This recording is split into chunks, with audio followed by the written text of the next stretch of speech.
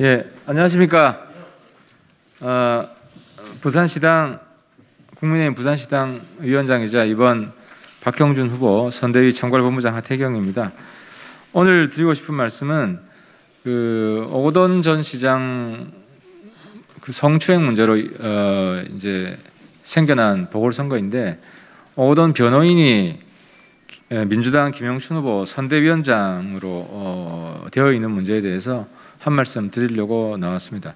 우리 부산의원 국민의힘 전원이 함께하는 성명입니다. 일단 제가 전문을 읽고 다른 의원님들 한 말씀씩 듣도록 하겠습니다.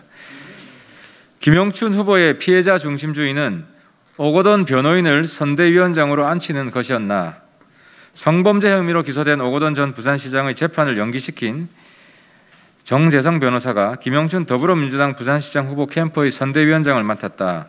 이번 선거가 오거돈 전 시장의 성범죄로 인한 것임을 벌써 잊었는가?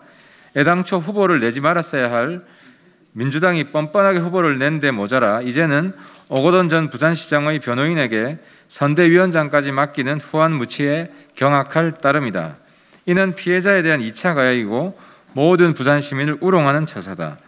오거돈 전 시장의 성범죄 재판이 연기된 데 대해 그 피해자는 한겨울 얼음물에 빠져 허우적대는 듯한 끔찍한 시간이 3주나 더 늘었다고 말했다.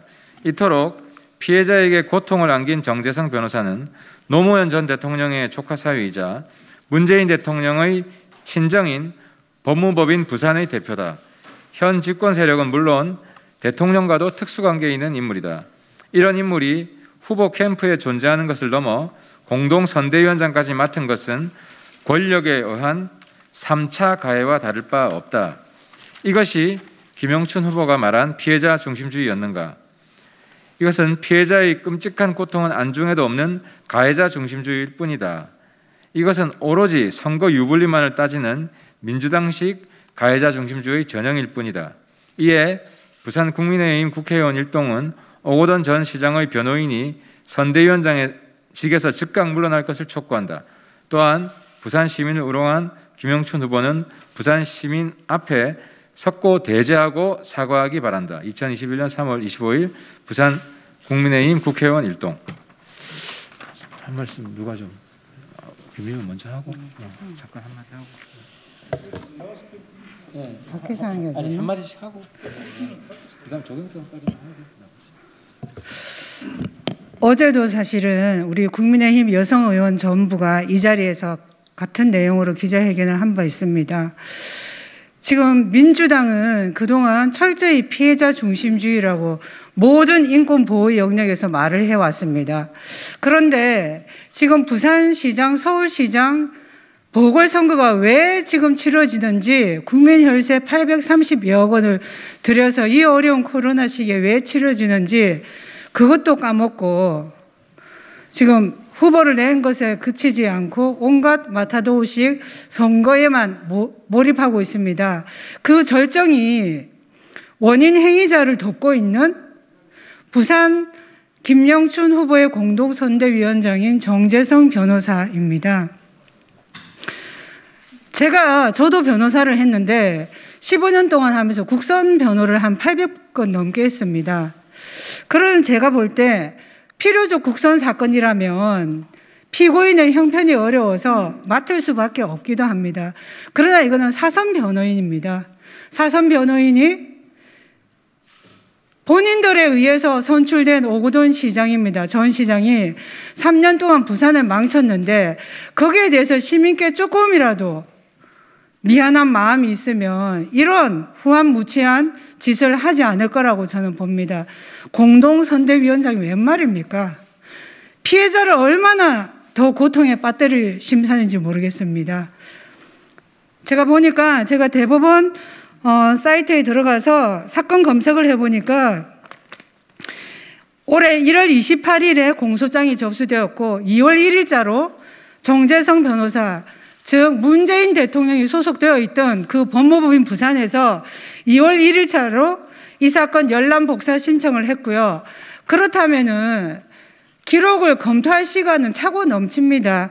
그런데 3월 23일 첫 공판 기일이 잡혀 있었는데 법무법인 부산에서 3월 11일자로 기일 변경 신청서를 제출했습니다. 그리고 법원은 기일 변경을 허가를 해준 것이죠. 이것이 무엇입니까? 여전히 피해자는 일상을 회복하기 위해서는 직장인 부산시청에 돌아가야 되는데 돌아가지 못하게 만들고 있다는 겁니다. 보궐선거의 본질은 권력형 성범죄가 다시는 이 땅에서 뿌리 내리지 못하게 하겠다는 건데 민주당은 전혀 거기에 대해서 반성은 없을 뿐만 아니라 그런 권력을 더 공고히 하겠다는 그런 방정이기도 합니다. 따라서 오늘 성명을 발표한 대로 정재성 변호사는 김영춘 후보의 선대위원장직을 지금 바로 물러나야 하는 것과 동시에 김영춘 후보는 이런 부분에 있어서 피해자는 물론이고 부산 시민께 석고대죄해야 합니다.